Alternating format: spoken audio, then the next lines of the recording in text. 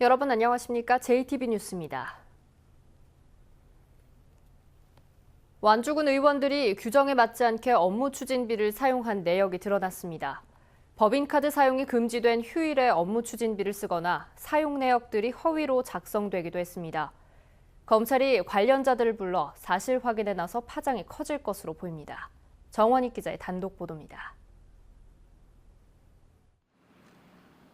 최근 3년 동안 완주군 의회 의장과 부의장, 그리고 상임위원장들이 사용한 업무 추진비 집행 내역입니다. 수천 건의 내역 대부분은 간담회 식비로 채워져 있습니다. 한 시민단체가 사용 내역을 확인해봤더니 간담회에서 식사를 한 적이 없는 등 사실과 다른 경우가 수두룩했습니다. 완주군 의원 10명 가운데 무려 8명이 해당됩니다. 우리 사회단체라든지 이 봉사단체 분들 간담회를 했다고 이렇게 되어 있는데 그 사회단체라든지 봉사단체하고 확인을 해본 결과 같이 간담회라든지 식사를 같이 이렇게 한 적이 없다라고. 휴일에는 법인카드로 업무 추진비를 쓸 수 없도록 제한돼 있지만 휴일에 사용한 내역도 많습니다. 49만 5천 원의 결제 금액을 비롯해 의도적으로 한 번에 50만 원을 넘기지 않으려는 시도도 많았습니다. 50만 원 이상 사용하면 증빙 서류를 제출해야 하기 때문입니다. 50만 원 이상 줄 때는요, 출환자 명단을 붙여거든요. 해당 의원들은 관행적으로 카드를 썼을 뿐인데 완주군 공무원들이 가짜 사용 내역을 만들었다고 해명했습니다. 우리는 카드만 쓰지 카드 문자도 우리한테 안 와요. 이게 이제 직원한테 가요. 그렇게 하니까 그냥 이제 그 직원들이 임의대로 지금까지 관행상 그렇게 해왔던 거를. 환수 조치 요구에도 군의원들은 입을 굳게 다물었습니다. 참다 못한 시민단체가 검찰에 진정을 냈습니다.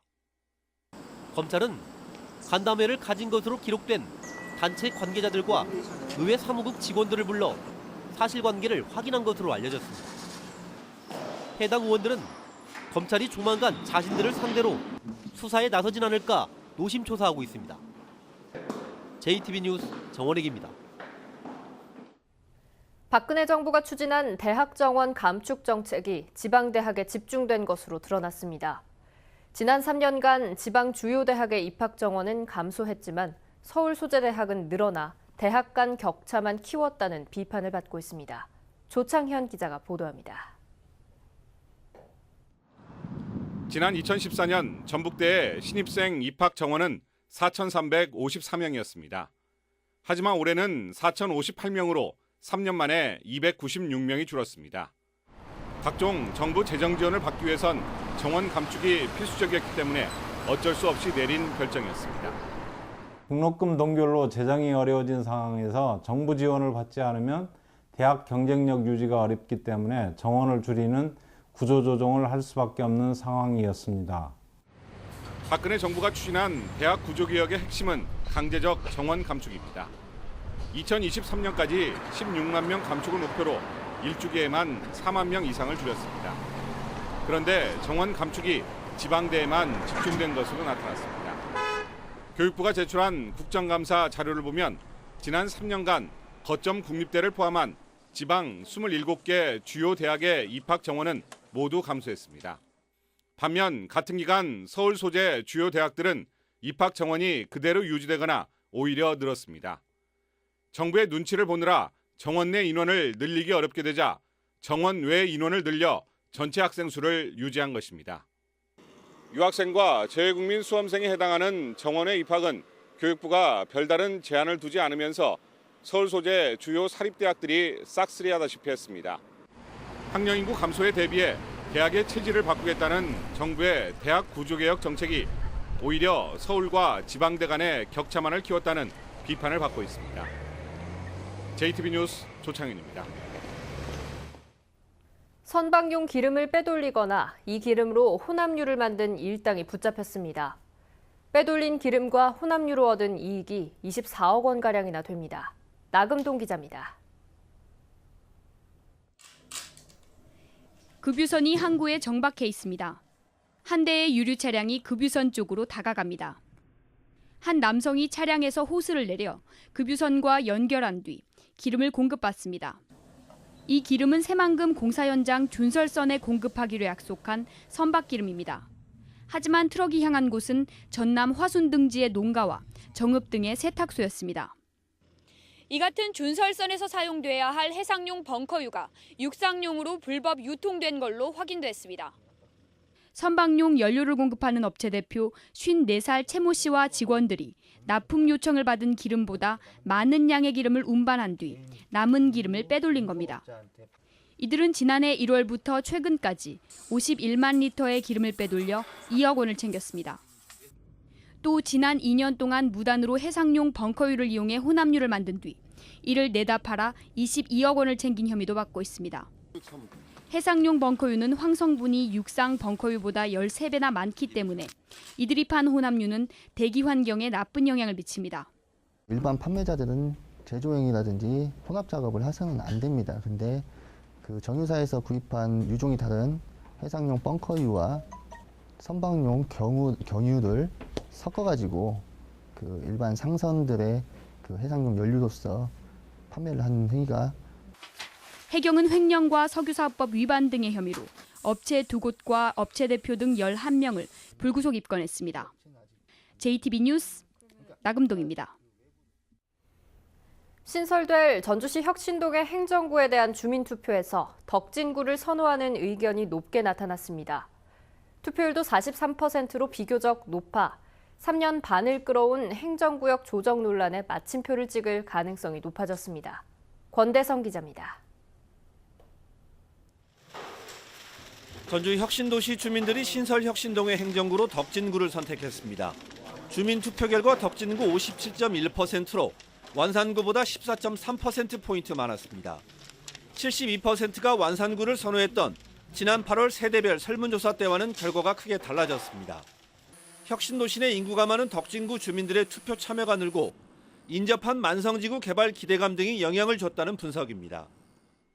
혁신동 신설과 이에 따른 행정구 배치 논란은 선거구 조정과 영향력 등을 생각하는 정치권의 셈법이 서로 달라 3년 반 동안 이어져 왔습니다.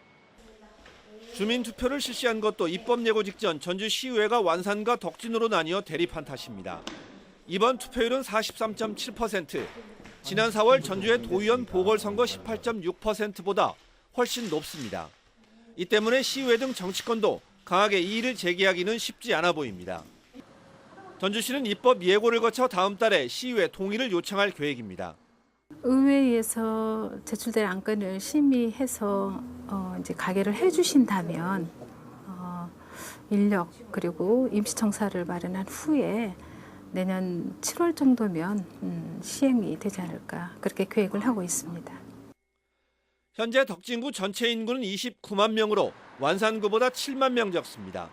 신설혁신동이 덕진구로 편입되면 인구 차이는 6만 3천 명으로 줄게 됩니다. JTB 뉴스 권대성입니다. 올해 완공을 앞둔 국가식품 클러스터가 낮은 분양률을 보이는 등 투자기업 유치에 어려움을 겪고 있는데요. 기업 투자를 끌어들이기 위한 돌파구로 기업지원특별법이 검토되고 있습니다. 김진형 기자입니다. 올해 완공을 앞둔 익산 국가식품 클러스터 1단계 산업단지입니다. 2014년 첫 삽을 뜬 뒤로 지금까지 외국 투자 기업 2곳을 포함해 모두 42곳이 입주 계약을 체결했습니다. 6개 업체는 가동을 시작했습니다. 그러나 팔리지 않은 부지가 110필지에 이릅니다. 익산 국가식품 클러스터 제1사업 산업단지의 분양률은 29%로 부진한 상황을 면치 못하고 있습니다. 수도권 규제 완화로 기업들이 투자에 소극적으로 돌아선 게 가장 큰 원인으로 꼽히고 있습니다. 분양률 조조는 식품 클러스터 2단계 사업에도 영향을 미치고 있습니다. 농식품부는 1단계 사업의 분양 상황을 보며 2단계 사업을 추진하자는 입장입니다.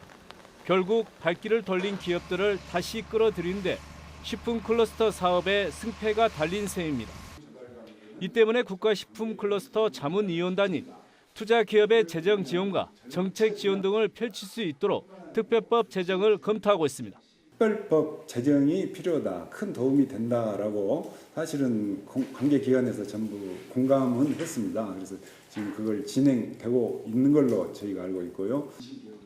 그러나 입법 과정까지는 공청회와 부서별 조정 등 밟아야 할 절차가 많습니다. 동부가 식품산업 중심지를 꿈꾸며 야심차게 추진한 익산 국가식품 클러스터가 성공할 수 있도록 제도적 보완이 이루어질지 관심이 높아지고 있습니다. JTB 뉴스 김진영입니다. 남원시가 이번 주말부터 시내버스 노선과 운행 시간을 개편합니다. 오는 28일 장수군 뜬봉샘 생태관광지에서 걷기 행사가 열립니다. 시군 소식 주혜인 기자입니다. 남원의 버스 노선과 운행 시간이 오는 21일부터 개편됩니다. 전체 163개 노선에서 운행 시간이 조정되고 10개 노선에서 운행 구간이 바뀝니다. 또 전국 최초로 노선버스 호출 서비스를 시행해 농촌 지역 주민들의 불편이 줄어들 것으로 기대됩니다. 이번 노선 개편이 정착되면 무료 환승제와 함께 전국 최초로 도입하는 호출버스를 더욱 편리하게 이용할 수 있을 것으로 기대하고 있습니다. 오는 28일 장수군에서 뜬봉샘 생태문화체험 걷기 행사가 열립니다. 뜬봉샘 생태관광지는 전북 생태관광지로 지정된 곳으로 장수 마실길의 가을 정취를 느낄 수 있습니다. 익산시 우호도시인 일본 분고오노시의 카와노 후미토시 시장 일행이 어제 1박 2일 일정으로 익산을 방문했습니다. 방문단은 정헌율 익산시장을 만나 협력 방안을 논의했습니다. 또 백제 문화와 역사를 이해하기 위해 미륵사지와 왕곡리 유적전시관 등을 둘러봤습니다. JTB 뉴스 주혜인입니다. 전주시가 시설장이 허위 경력으로 설립 신고를 했다는 의혹을 받는 모 장애인 보호시설의 신고를 직권 취소하고 운영을 중단시켰습니다. 또 이곳을 이용하는 장애인들을 다른 시설로 옮기기로 했습니다. 해당 시설의 시설장은 현재 검찰에 기소돼 재판을 받고 있습니다. 전라도가 2023 세계 잼버리를 준비하고 AI 등 가축 질병의 방역을 강화하기 위해 조직 개편을 추진합니다. 전라도는 기획조정실에 세계 잼버리 추진단을 만들고 농축수산식품국에 동물방역과를 신설하기로 했습니다. 그러나 이번 조직 개편안에 저출산 등 인구정책 부서의 신설이 빠졌고 새로 만드는 동물방역과의 경우 다른 시도보다 인원이 크게 적어 다음 달 전북도의회 심의 과정에서 진통이 예상됩니다. 최근 3년 동안 전라도와 14개의 시군이 부당한 업무 처리 등으로 감액을 당한 지방교부세가 69억여 원으로 집계됐습니다. 지방교부세 감액은 감사원이나 정부 합동감사에서 잘못된 재정 운영이 적발되면 이듬해 지방교부세 지원금을 삭감하는 제도입니다. 민주당 소병훈 의원은 전북의 자치단체들이 자료를 부풀리는 행위를 중단해야 하고 아울러 행정안전부는 박근혜 정부가 지방교부세 감액에 개입했다는 의혹을 철저히 조사하라고 촉구했습니다. 지난 2014년 이후 전북대 병원에서 발생한 폭행과 난동 피해 사건이 11건으로 집계됐습니다.